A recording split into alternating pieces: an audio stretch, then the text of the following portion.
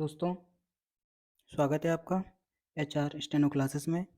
आज हम Mewar book dictation संकलन की डिक्टेशन क्रमांक 15 और 16 बोलने जा रहे हैं। डिक्टेशन स्टार्ट होगी 5 सेकंड बाद। स्टार्ट। योजना आयोग ने 9वीं पंचवर्षीय योजना मद से हमारे राज्य के लिए 20,000 करोड़ रुपये की योजना राशि निर्धारित करने का निर्णय लिया है। यह हमारे लिए बड़े ही प्रसन्नता की बात है। उक्त निर्णय आज यह सम्मान हुए योजना आयोग की बैठक में लिया गया था। इस बैठक में योजना आयोग के उपाध्यक्ष प्रोफेसर दंडावेत तथा मुख्यमंत्री श्री सिंह उपस्थित थे। पैरा। बैठक की जानकारी देते हुए मुख्यमंत्री ने आज यह संवाददाता सम्मेलन में बताया कि उन्होंने मांग की है कि राज्य की खनिज संपदा के बारे में निर्णय का अधिकार राज्य सरकार को ही दिया जाना चाहिए। उन्होंने यह भी कहा है कि हमारे प्रदेश में प्रचुर मात्रा में खनिज होने के बावजूद राज्य सरकार को लीज से लेकर रॉयल्टी तक का अधिकार नहीं है। यह बड़े दुर्भाग्य की बात है। मुख्यमंत्री जी ने आगे चर्चा करते हुए बताया कि राज्य सरकार 9वीं योजना में मानव विकास, कृषि उत्थान में बढ़ोतरी, आधारभूत ढांचे का विकास, रोजगार से सम्मान, अधिकार देने का, सामाजिक व क्षेत्रीय भेदभाव को कम करने पर ज़्यादा ध्यान दिया जाएगा।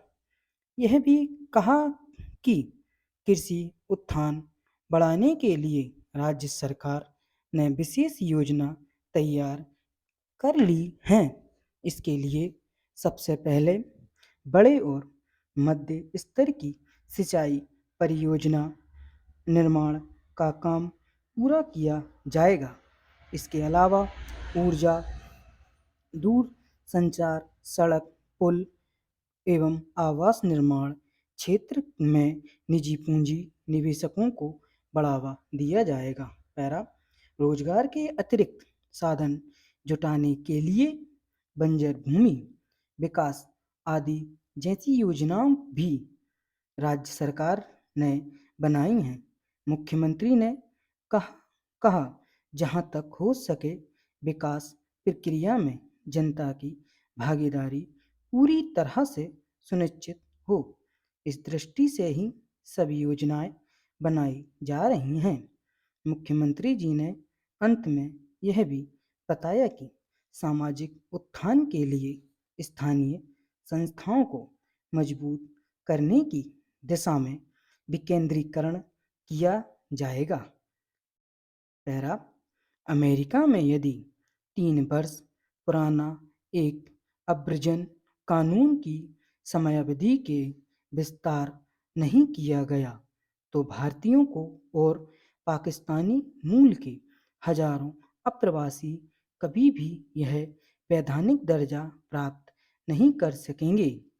प्राप्त खबरों के अनुसार मौजूदा समय में अमेरिकी नागरिकों के विवाह की संख्या में भारी वृद्धि है क्योंकि चिंतित अवैध प्रवासी 1 अक्टूबर की समय सीमा के भीतर विवाह कर वैधानिक दर्जा प्राप्त करने का प्रयास कर रहे हैं।